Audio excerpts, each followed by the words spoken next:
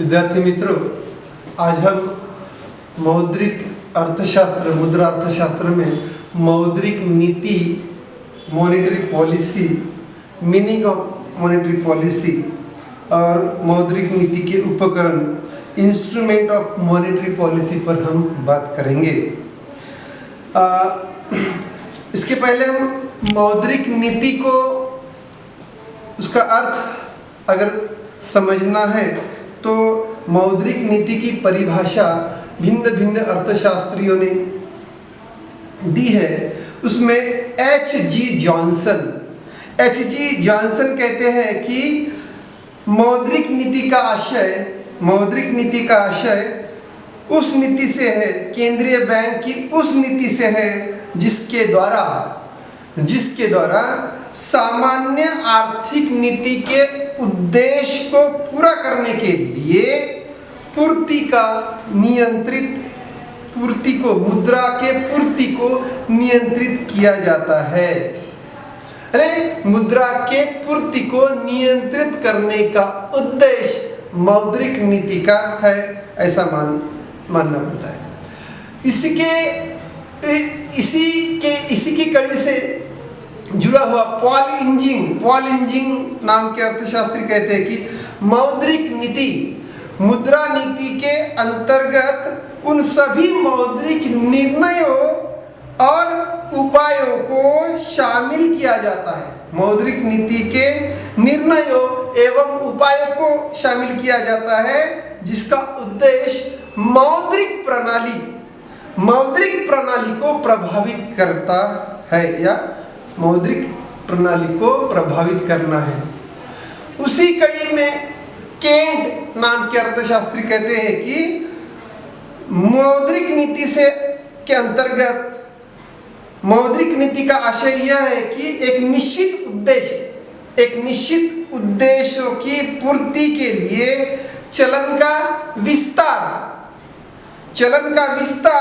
एवं चलन का संकुचन करने की व्यवस्था यानी मुद्रा नीति को माना गया है।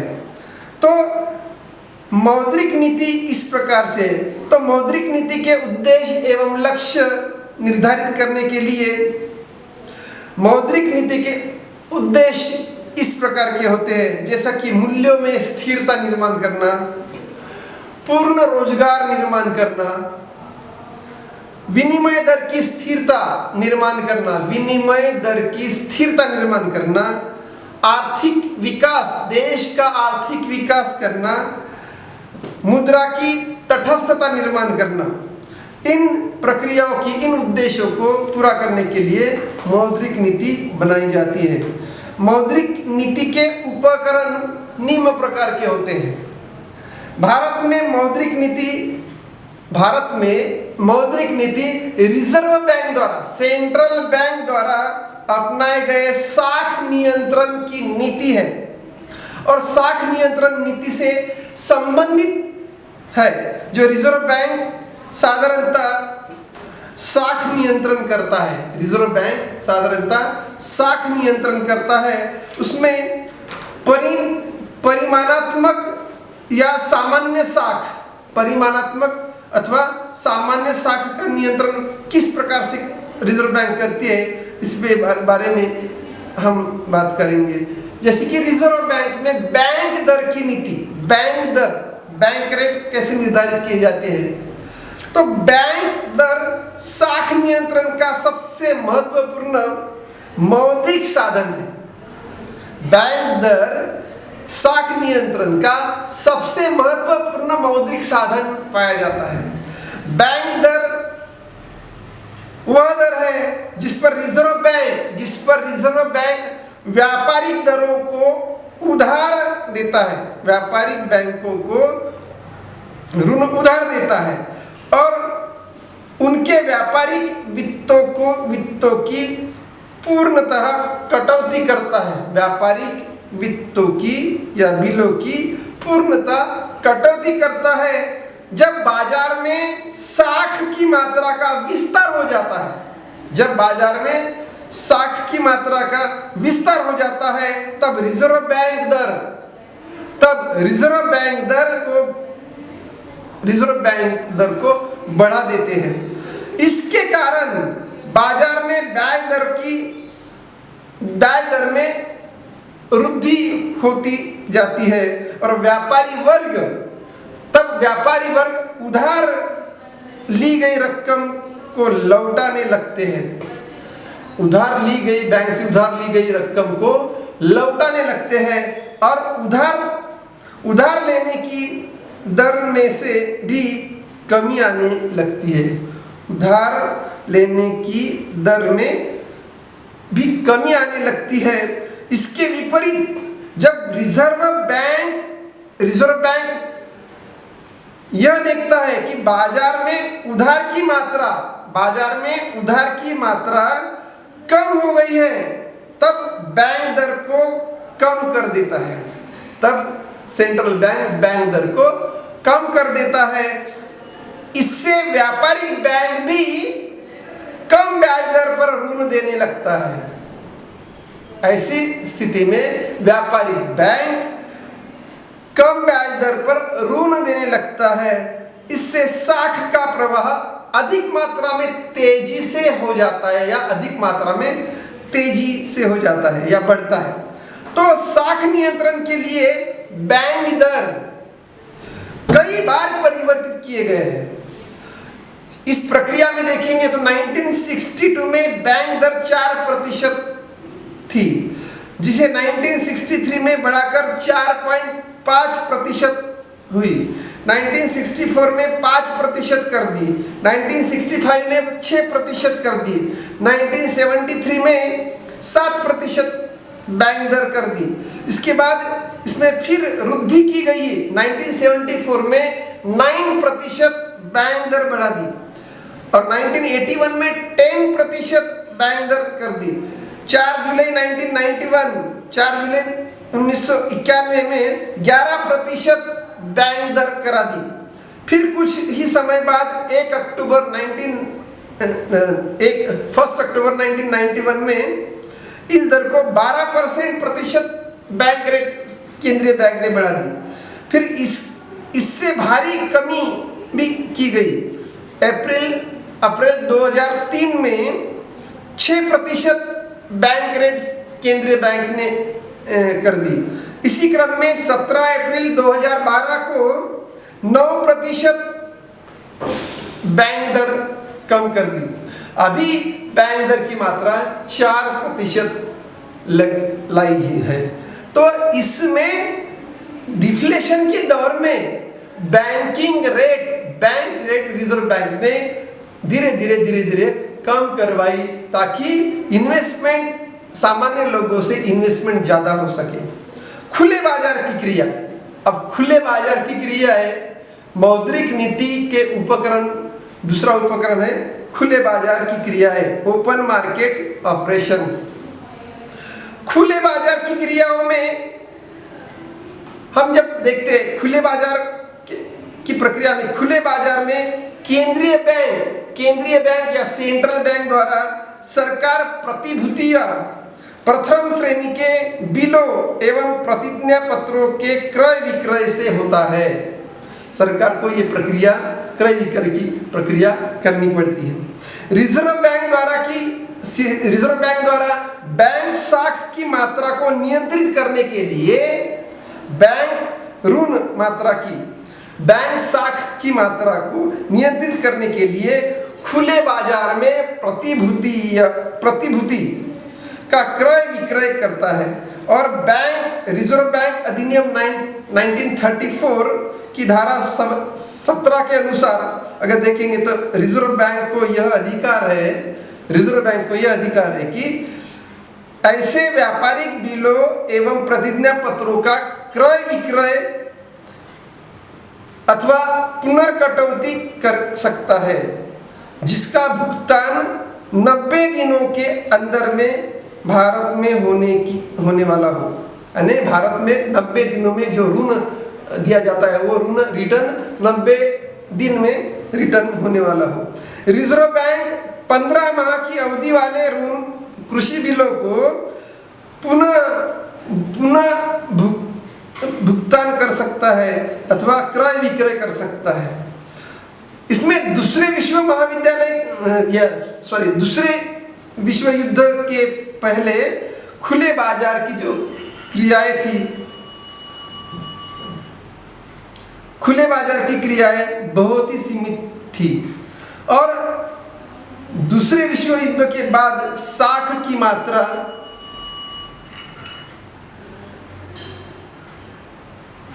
की मात्रा को नियंत्रित करने के लिए रिजर्व बैंक द्वारा बड़े पैमाने में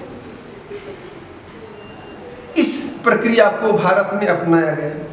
वर्तमान में भी अगर देखेंगे तो रिजर्व बैंक द्वारा आवश्यकतानुसार प्रतिभूतियों का क्रय विक्रय खुले बाजार में हुआ करता है। इस प्रक्रिया को समझने के लिए ये स्टेप्स रिजर्व बैंक क्रमशः लेता है। परिवर्तनशील नगद कोष की अनुपात तीसरा उपकरण है। मौद्रिक नीति निर्माण करने का तीसरा उपकरण है परिवर्तनशील नगद कोष अनुपात, वेरिएबल कैश रिजर्व रेशियो, इसको हम CRR कहते हैं। रिजर्व बैंक अधिनियम 1934 धारा 42(1) के अनुसार प्रत्येक व्यापारिक बैंक को अपनी जमा रकम का एक निश्चित प्रतिशत रिजर्व बैंक के पास रखना पड़ता है, जिसे नगद कोष अनुपात कहते हैं, CRR कहते हैं। प्रारंभ में यह अनुपात मांग जमाओं का 5% तथा सावधि जमाओं का 2% निश्चित था, परंतु 1962 में हुए 2 संशोधनों के बाद रिजर्व बैंक को लचीला रुख अपनाने की छूट मिली। साथ ही दो अलग अलग प्रकार की जमा पर अलग अलग नगद कोष अनुपात निर्माण हुआ है। इसके बदले में एक निश्चित दर करने का अधिकार रिजर्व बैंक को मिला। इस संशोधन में रिजर्व बैंक को यह अधिकार दिया गया कि वह नगद कोष अनुपात को 3% से 15% के बीच में निर्धारित करे। भारतीय रिजर्व बैंक ने इस अधिकार का प्रयोग कई बार वर्तमान स्थिति में अर्थव्यवस्था में किया, जैसे कि 1973 में नगद कोष अनुपात 3% से बढ़कर 5% किया, 1973 में 7% कर दिया, 1983 में 8.5% कर दिया, अक्टूबर 1987 में 10% कर दिया, अप्रैल 1991 में सर्वाधिक यानी 15% तक उसमें परिवर्तन नगद कोष अनुपात का प्रमाण किया। तो 1997 में कई कारणों में से इसमें कमी लाई, जैसे कि CRR कम कर दिया, स्थिरता का अभाव रहा, इसमें भारतीय अर्थव्यवस्था में स्थिरता का अभाव रहा। तब 31 मार्च 2004 में CRR 4.5% निर्धारित किया, जो लंबे समय तक स्थिरता निर्माण आई। इसमें बाद में 23 दिसंबर 2006 को 5.25% किया गया। उसके बाद बढ़ता और घटता CRR हमारे देश की अर्थव्यवस्था में दिखा। 21 अप्रैल 2009 को घोषित दर में से इसमें 5% CRR रखा गया। नगद कोष अनुपात के माध्यम से रिजर्व बैंक व्यापारिक बैंक की तरलता पर अंकुश लगाता है। तो वर्तमान स्थिति में बैंक का CRR बड़ी मात्रा में कम दिखाई देता है।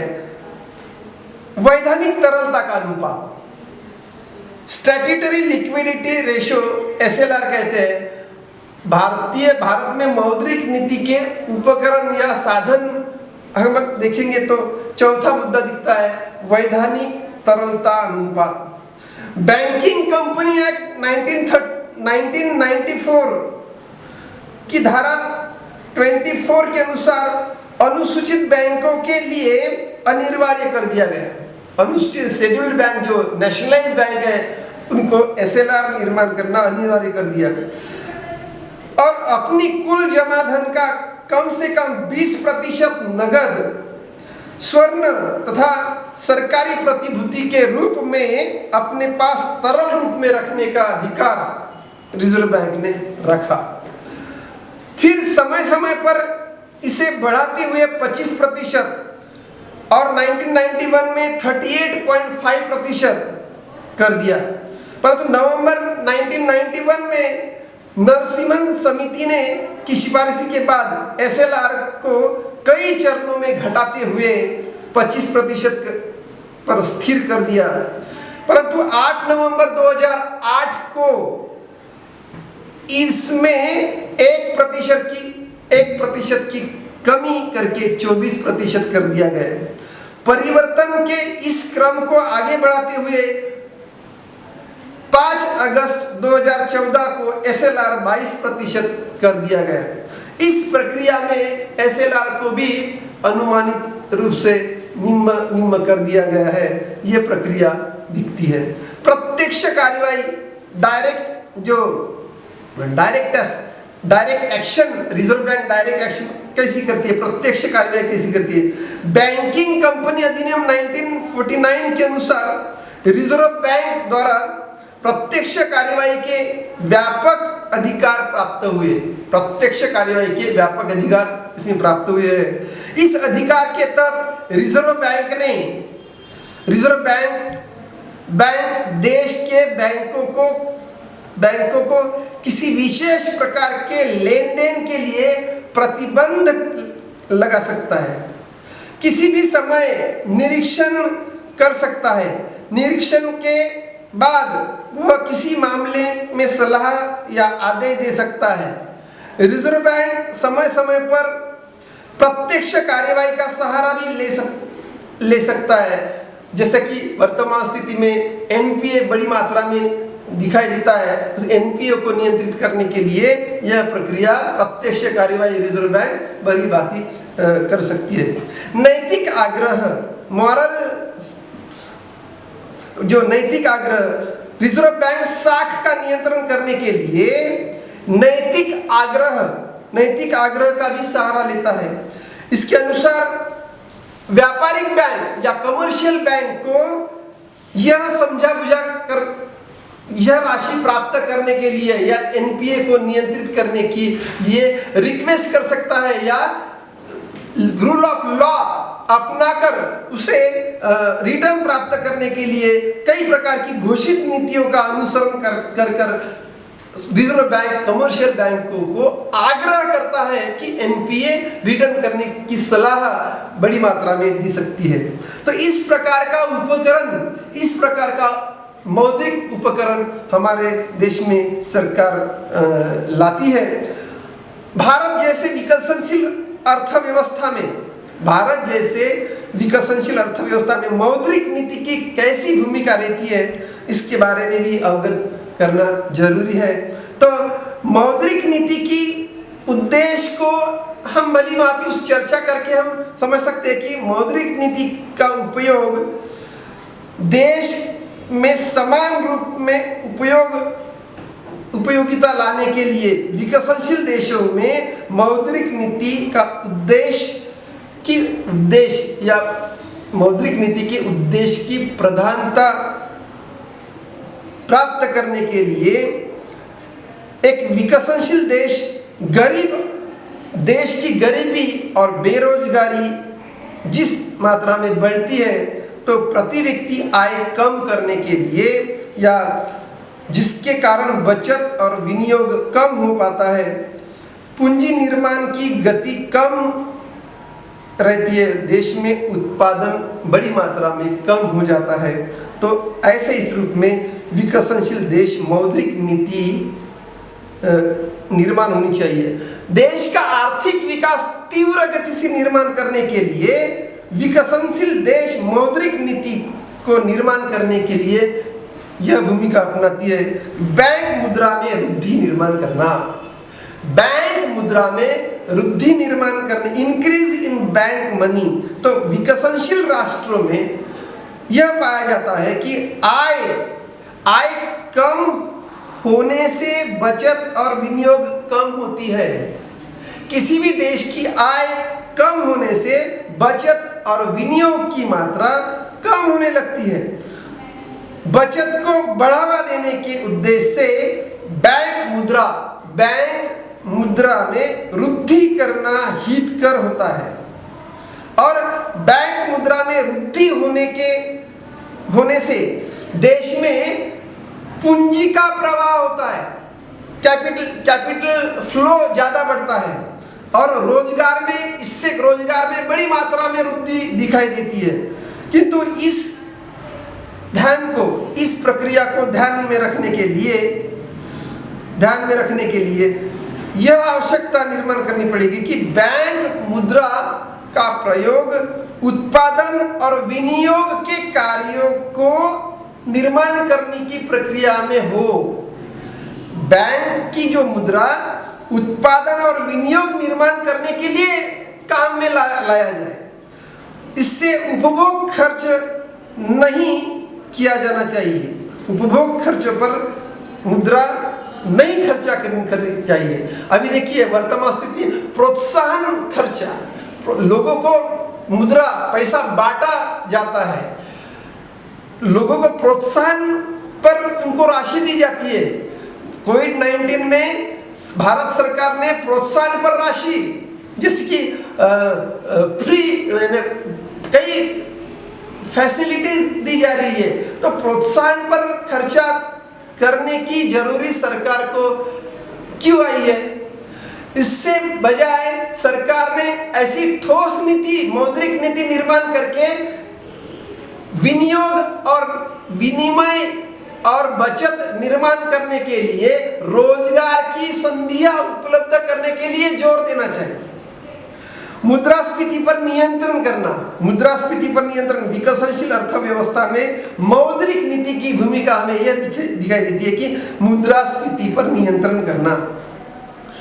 तो भारत जैसे देश में विकास को प्रोत्साहित करने के लिए बड़ी बड़ी परियोजनाओं को चलाने की आवश्यकता होती है। हमारे देश में कई प्रकार की परियोजनाएं निर्माण करने की जरूरी है और इन परियोजनाओं के लिए बड़ी राशि खर्च होती है और इन खर्चों को पूरा करने के लिए मुद्रा जारी हो जाना बहुत जरूरी है। उससे प्रभावपूर्ण मांग और वृद्धि हो जाने की आशंका है। उपभोक्ता वस्तु के उत्पादन में वृद्धि नहीं हो पाती है और परिणाम स्वरूप यह होता है कि मुद्रा की पूर्ति बढ़ने के कारण हमारे देश में मुद्रास्फीति की स्थिति निर्माण होती है और इस तरह से विकसनशील अर्थव्यवस्था में, जिस भारत देश की विकसनशील अर्थव्यवस्था में मौद्रिक नीति की भूमिका पाई जाती है। Thank you.